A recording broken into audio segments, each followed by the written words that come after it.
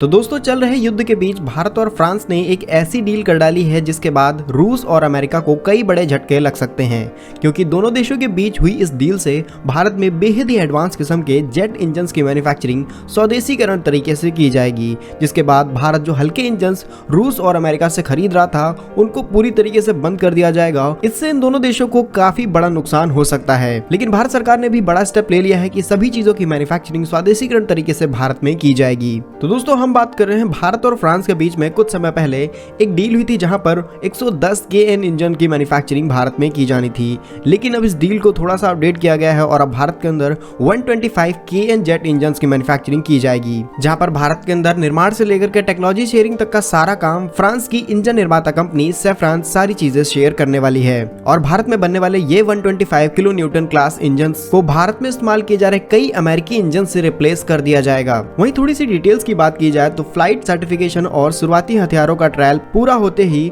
भारतीय वायुसेना 40 AMCA mark 1 jets ईंधन खरीद लेगा, जबकि AMCA मार्क 2 के लिए नए शक्तिशाली इंजन की जो मैन्युफैक्चरिंग है या फिर कहें जो पूर्ण स्वदेशीकरण मैन्युफैक्चरिंग है वह 2035 तक शुरू कर दी जाएगी, जहां पर भारत और फ्रांस के बीच हुई इस डील को 2023 में फाइनलाइज किया जाएगा। वहीं 2035 में इसको तो बड़े प्रोजेक्ट के लिए यूज किया जाएगा, बल्कि 2030 में नए इंजन डसॉल्ट एविएशन राफेल परीक्षण वाले विमान पर अपनी पहली उड़ान भरेगा। इसके अलावा उत्पादन के लिए जो भी प्रोसीजर है वो 2033 तक कंप्लीट कर लिया जाएगा। वहीं रिप्लेसमेंट की बात की जाए तो AMCA mark 1 twin engine deck based fighter और तेजस MK2 या फिर कहें मीडियम वेट फाइटर के अमेरिकन F415 इंजन को इस 125 केएन इंजन से रिप्लेस कर दिया जाएगा। तो दोस्तों 2030 तो काफी लंबा समय है, लेकिन तब तक डिफेंस मिनिस्टर ने डिसाइड किया है कि तब तक भारत के अंदर जो भी इंपोर्ट है वो सिर्फ 10% रह जाएगा इन डिफेंस सेक्टर। तो ये भारत सरकार की तरफ से एक बहुत बड़ा बदलाव किया जा रहा है स्वदेशीकरण मैन्युफैक्चरिंग को लेकर के। वहीं हाल ही में 12,000 MSMEs को सिलेक्ट किया गया है जो कि पूरा का पूरा एक इकोसिस्टम बनाएंगी डिफेंस सेक्टर के लिए, या फिर कहें जो सारी मैन्युफैक्चरिंग है वो इंडिया से की जाएगी। सो भारत और फ्रांस के बीच हुई इस डील के बारे में आप लोगों का क्या कहना है, कमेंट बॉक्स में अपनी राय जरूर लिखिएगा। मिलेंगे हम आपको एक नई और इंटरेस्टिंग वीडियो में, तब तक के लिए वंदे मातरम, भारत माता की जय।